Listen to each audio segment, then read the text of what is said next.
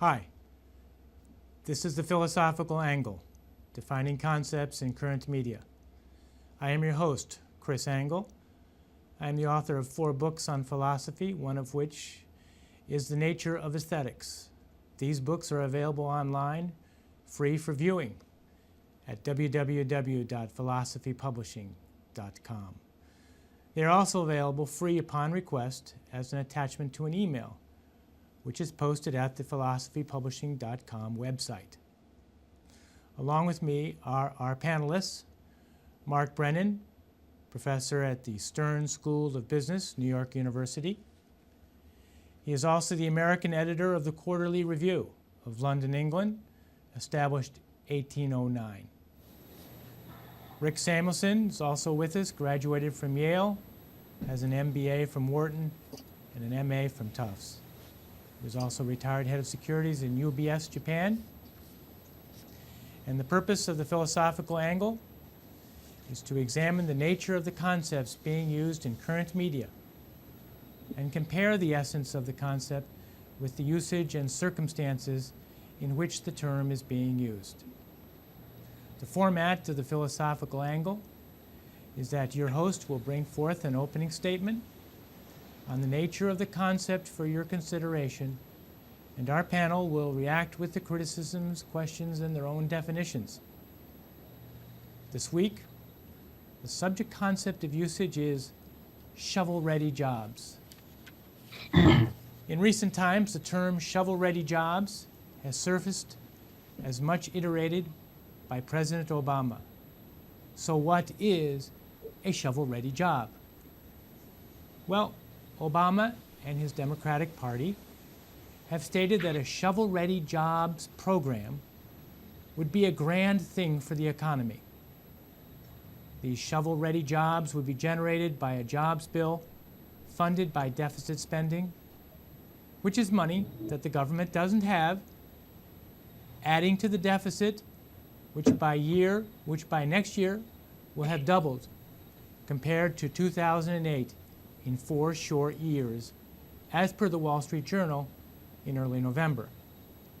The president has stated that his jobs bill would generate lots of jobs through the formation of infrastructure projects such as highways, bridges, and repairs of such structures. Now, let's for the moment put aside the fact that there was a bill signed in early 2009 that was also a job stimulus package, which we were told also was with shovel-ready jobs. If we look back further, we would notice a history of job stimulus bills. But no matter. We are here to determine what is a job bill and whether it is a good thing or not. Let's first establish a definition of a job. Let's make some notes. So, a job is an agreement whereby a person will have an obligation to sacrifice his labor, time, information, and knowledge, and in return receive the right of reward. That is compensation. And the employer, this line here, the employer will get the right to receive the sacrifice of the employee person with the obligation to give the reward. Next, we will need to define shovel-ready. It appears that the president and his advocates use this term to symbolically mean that most people would be able to qualify for a jobs bill shovel-ready job, as a shovel does not take any particular qualification other than that a person is to be not disabled or handicapped. The particular salient facet of a shovel-ready job is that it could employ almost anyone, thereby discriminating against almost no one. Now you ask, would this be good for America? Well, the resounding answer is no. What? What, you say? How could that be? Would not a federal government program that brings jobs to the economy be good for America? Well, emphatically no. An economy grows by two factors. First is the quantity of transactions, and secondly, the amount of each individual transaction. Add up all the transactions and their amounts, and we will get the gross domestic product, also known as the GDP. The jobs program, backed by government deficit spending, if initiated, might increase the GDP, possibly, but for America's future, it does not portend well. Here's why. If we review our description on what is a job and take note of its contents, the content of the employer's sacrifice has the following constituents: labor or his effort, time that he spends at work, and the employee's knowledge and information. These are the ingredients that are variable. That is, should the employee increase his time at work or intensify his effort or increase the knowledge that he applies to his work, the job in its entirety becomes more valuable. That is, the employee becomes more valuable to the company.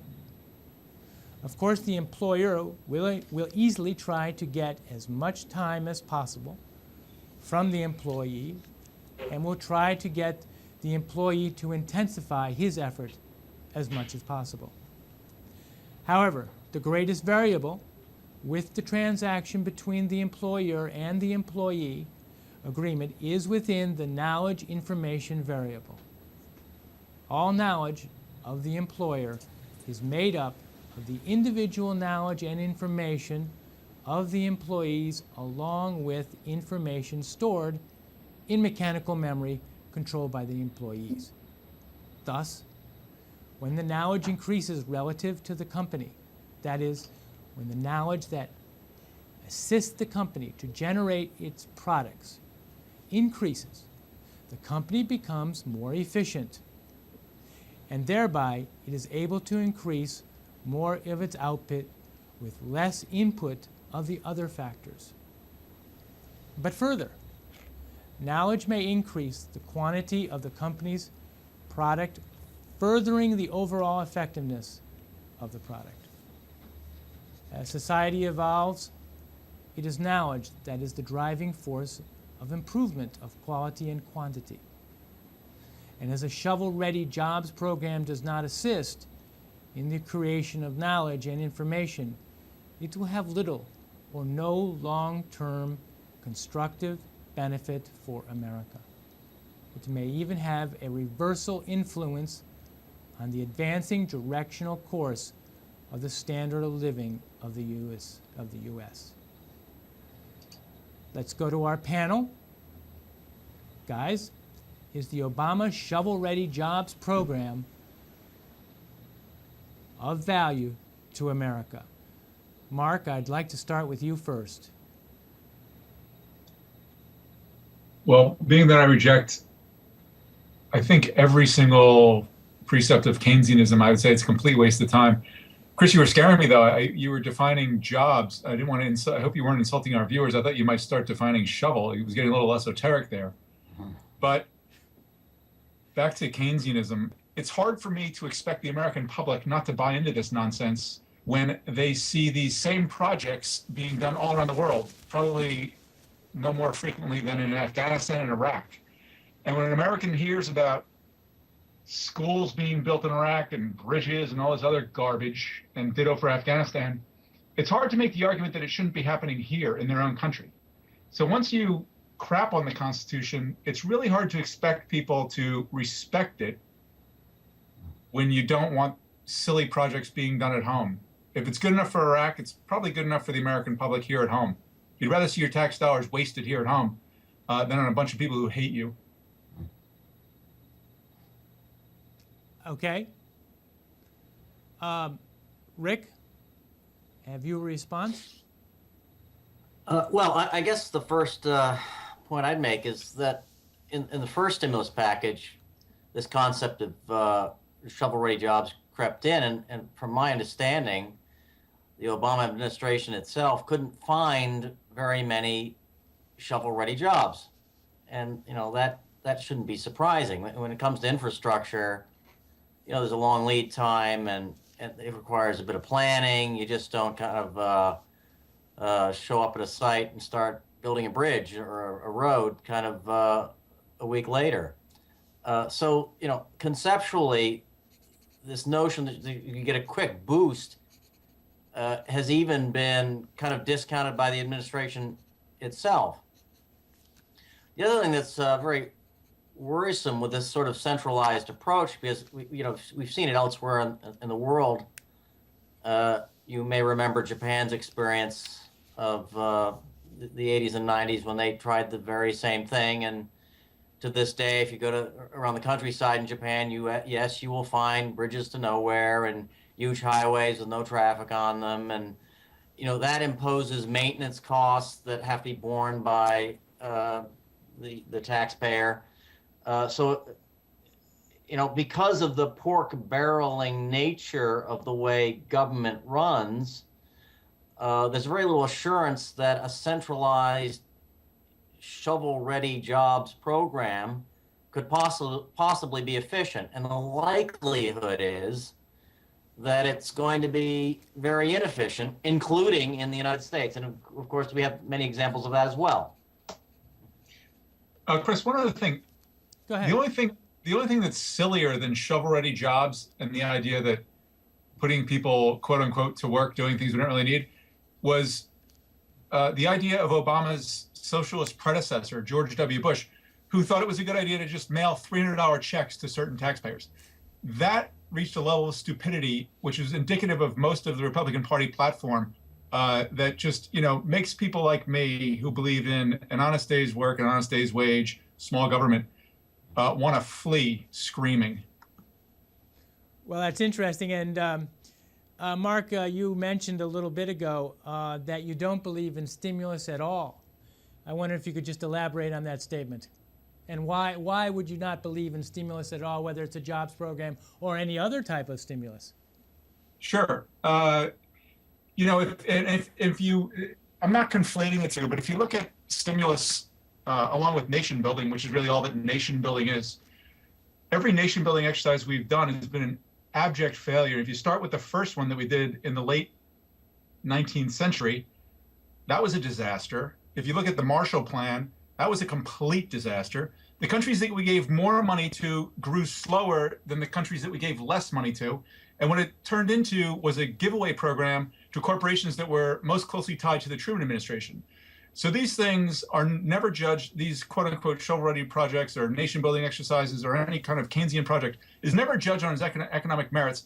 It's also never taken into account when these monies are just thrown down the toilet, that we're looking for a profit or giving ownership to anyone. And it's just a complete waste of time. And you can start with the 19th century US's first experiment with it. Look at the Marshall Plan, another one people hold up as a great use, a great Keynesian exercise. These are all a complete waste of time. And one day we'll realize when we can't issue debt at whatever it is, wherever the United States is issuing debt today at 1%, when we have to start issuing debt at 13%, like we did in the early 80s, you'll see this nonsense quickly fade out of the discussion. Okay, that's a good point for the future. Rick, I'd like to get back to you, and you made a statement earlier saying that the government programs are just not efficient. Why is that? Why do you suppose that by the government, by its nature, do not produce efficient programs?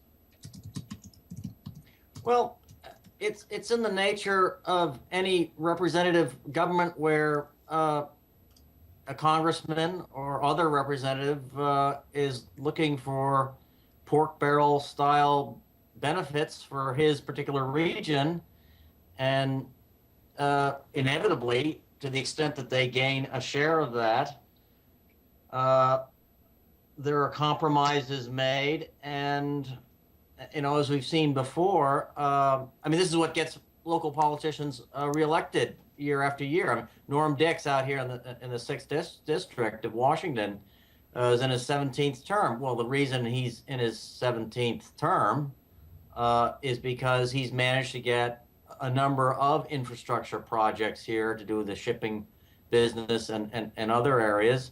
And the local constituents vote him in for that. But that doesn't mean that it is a way of expending resources, national resources, that is optimal from the point of view of promoting business. Okay. You know, And- Chris, the one heartwarming takeaway that I get from Rick's comment is that I'm happy to hear that there are people in Washington's 6th District who are able to tear themselves away from Dancing with the Stars to go out and actually vote for somebody. I guess I should take comfort in that. Thank you. Mark, I'd like to ask if we could go back to the 30s when probably the great onslaught of stimulus and jobs programs were invented or really came forth with great vigor. So I think you mean foisted upon us. Perhaps foisted upon us is probably a better and prolonged the Depression. You know, Chris, people always point to that, and kind of one of the best cures for the Depression was later in the decade, in the early 1940s. Actually, they took 12 million unemployed Americans, and they just stuck green suits on them and said, "Here, go to Europe and kill people." So that took a lot of pressure off the labor market, the oversupply of labor that was out there, and people hoot and holler and say, "Oh, World War II saved the United States economy, and that's what did it." But you should go back and look at the Depression in the early 20s and look at the government's response then, which was pretty much no response and was a much less painful Depression. Look at what they did there. And history doesn't repeat itself, but it rhymes. And everything Roosevelt did in the Great Depression, which, by the way, wasn't the great, 1893 was the biggest crash before that. 1907, that crash was also bad. That gave us the Fed 6 years later, thanks to Wilson. But the response to the Great Depression is what we're still, that horrible legacy is what we're still living with today. The managerial state and the social welfare state that it spawned. And the two other things to keep in mind: you look at the response of the government to the quote unquote Great Depression, and there's absolutely no analog to be drawn to today, because at that time 40% of the U.S. labor force worked in agriculture, and that's not the case today. So any solution then, sorry, probably not going to work today. And then the other thing is, you might want to rethink. You know what? I'm drawing a blank. I'm sorry. But Mark, all right, that's good. I'm glad you're drawing a blank, because I've got a question for you. I want you to get your opinion. Did the jobs programs of the 30s, were they efficacious by any standard? By any standard? By any standard, yes. They got people out of their houses and had them digging ditches and filling them back in. That made somebody happy and probably, was physical exercise.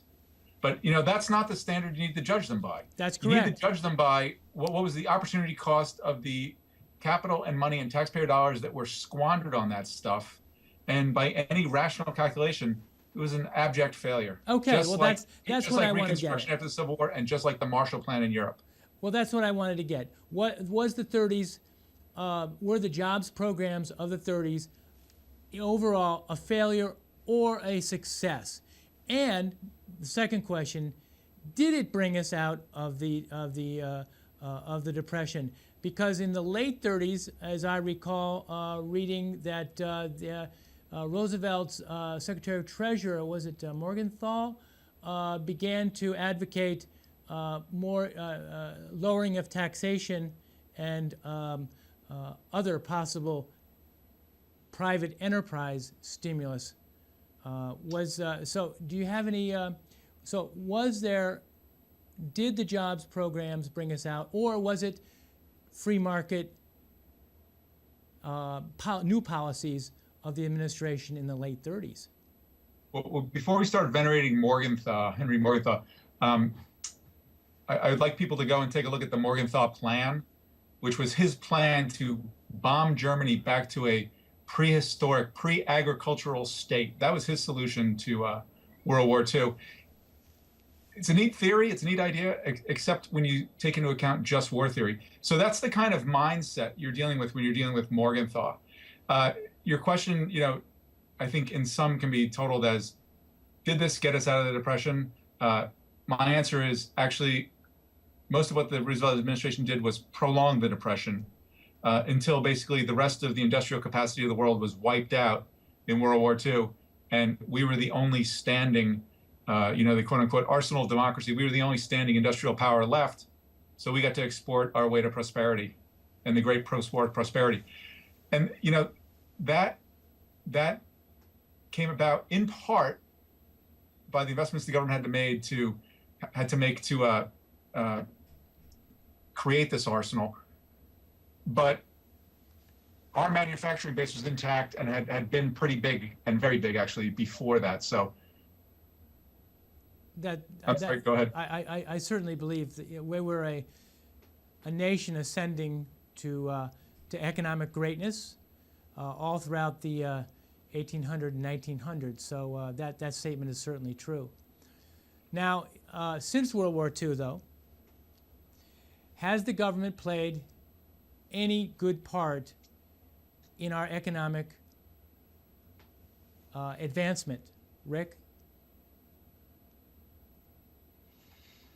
Well, I think it's all stuff at the margin. I think probably some of the basic research grants that have been given to certain universities have led to important discoveries. The space program arguably has led to some important discoveries. But in terms of creating a means by which a nation can generate wealth, the government can't do anything that isn't better performed by the private sector, frankly. And in some cases where they prop up institutions unduly, or as in the case of Freddie Mac, Fannie Mae, where they introduce policies that allow these semi-private firms to act irresponsibly, they can do, enormous damage from which we continue to suffer. Well, that's a very interesting point. And Mark, what do you think about that? Is the government or the Federal Reserve important in being able to help bail out us in the midst of a crisis? Is that important? Is having the Fed bail out businesses important? No, not necessarily the Fed, but the capacity of the Fed or the U.S. government or the Treasury. And it's probably one of the most destructive things the government can do. To support losers is essentially what it does. It takes companies that have basically shot themselves in the foot and told them, don't worry about it. We're going to foist all of your problems onto the U.S. taxpayer because you guys have successfully lobbied us and convinced us. There's no convincing required. You guys have successfully finagled the system in such a way that we will take money from the great majority and give it to you so you can persist in your unprofitable ways, creating risk and just raising moral hazard as we go. It's the one part where I agree with those loons down at Occupy Wall Street. They don't want bailouts. They don't want bailouts for banks. They want bailouts for college students who have run up a lot of debt. But bailouts for nobody in a capitalist system. I think bailouts come through charity. You bail out your brother-in-law when he loses his job and his kids need to be fed. You don't bail out Chrysler and tell secured creditors, oh, by the way, you're now at the end of the line, and throw centuries of bankruptcy law down the toilet. And that's what government does when it gets involved in bailouts. And remember, he whose bread I eat, song I sing. You take government money, you sing their song for as long as you have it, and then some, because then they hit you with more regulations because they think they have the upper hand in this whole process. Honestly, Chris, it's beyond annoying. And to say that, it's so much worse with Obama. Who did all that? That was Bush, the preceding socialist. And we probably should stop calling them both socialists. They're outright communists. These guys, nothing capitalist about either of them. Bush made all of his money through preferential deals that he was able to finagle. At least Obama doesn't pretend to be a businessman like Bush did. Okay, well. But they're both equally repulsive. I know I'm splitting hairs, but for somebody who believes in a capitalist free market or something approaching that, the actions of the U.S. government since September 12th, 2001, when we were told to go shopping in response to the attacks, are just repulsive. Mark, we've only got a couple minutes left, and I've just got one more question for you that I'd like to ask. What do you think is the purpose of a republic such as the United States? I mean, dissect the word in Latin, res publica. That's the law. It's Right. to create an environment where people can transact and do their things and live. And government has certain functions, and they're well spelled out in the Constitution. But as I said last show, the Constitution poses no threat to our current form of government. And as long as we're going to, ignore it and just, cart it out when it's convenient, we can expect more and more silliness like these Keynesian job programs. Okay, Rick, I'm going to have to let you get a word in here edgewise. You have anything to add here, especially about the purpose of the government and the efficiency of the government when in dealing with private enterprise? Well, I think the most important jobs program the government could implement would be some combination of downsizing and deregulation. That would free up resources for the private sector to fill the vacuum. And that's how you create sustainable jobs. It's pretty straightforward. Okay, and I think Mark and I will both agree with that statement. And Chris, what are you, my lawyer now? pardon me? Are you my lawyer now? Speaking on my behalf? Okay, Mark, I would you agree with part of the statement. The only part I disagree with is that government never creates any jobs that are worthwhile. But by getting out of the way and lowering regulations, the free market and entrepreneurs can create jobs. Okay. So just a little tweak on the statement. Little clarification. But, I didn't know I'd sent you a retainer fee, but I'll go check my checkbook. Okay. Okay, guys, thanks for being with us. And we'll see you again next week. And thanks for joining us here on the discussion of a jobs stimulus bill. And we'll see you all next week. Thanks very much. Okay, ciao. Thank Thanks, you. guys.